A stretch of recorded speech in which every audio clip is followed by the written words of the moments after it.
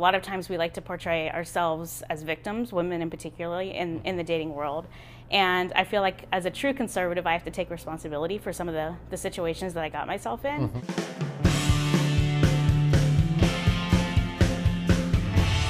Hi, I'm Nick Gillespie with Reason TV, and today we're talking with Lisa De Pasquale.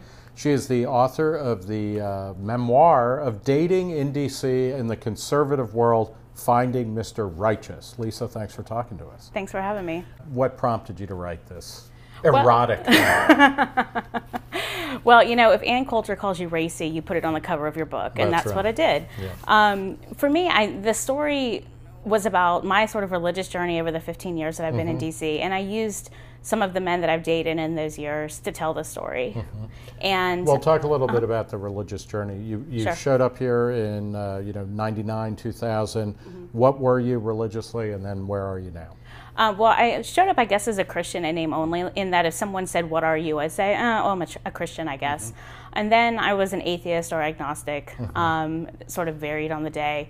And then about 2 or 3 years ago, I became a Christian. And by that, do you mean a kind of born-again evangelical Christian? Or?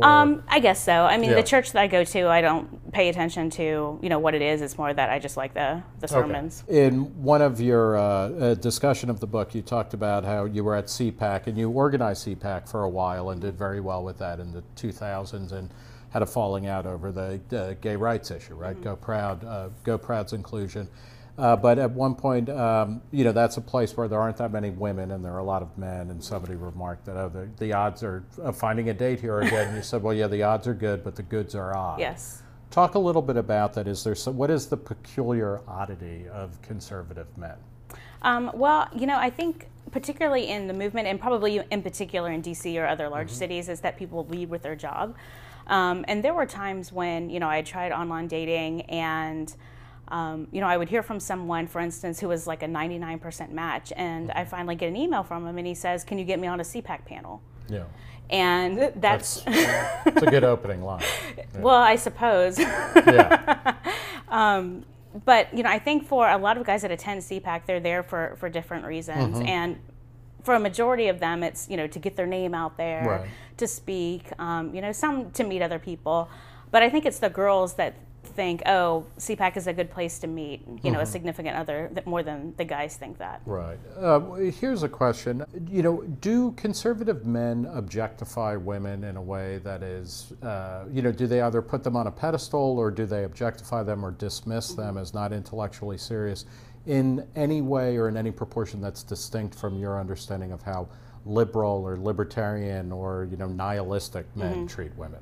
Well, I mean, having known someone like Ann Coulter for a long time, I mean, certainly I've seen it on the left, how people portray her and talk about her looks or whatever.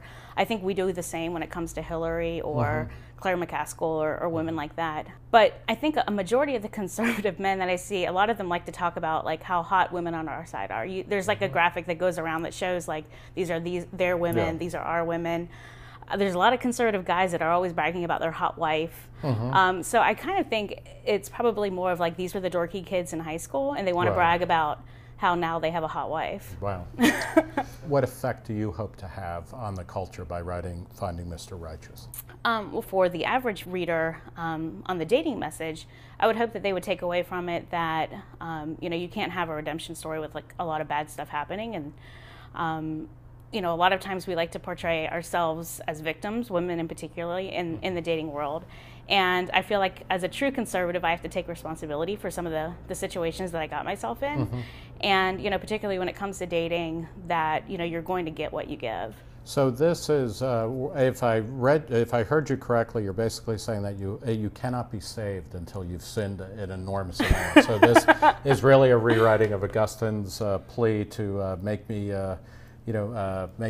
continent but not yet, right? Make me celibate but not yet. Everything in moderation, including moderation. Okay, well, we'll leave it there. And the book is Finding Mr. Righteous. The author who is with us today on Reason TV is Lisa De Pasquale. Thanks so much for talking to us. Thank you. For Reason TV, I'm Nick Gillespie.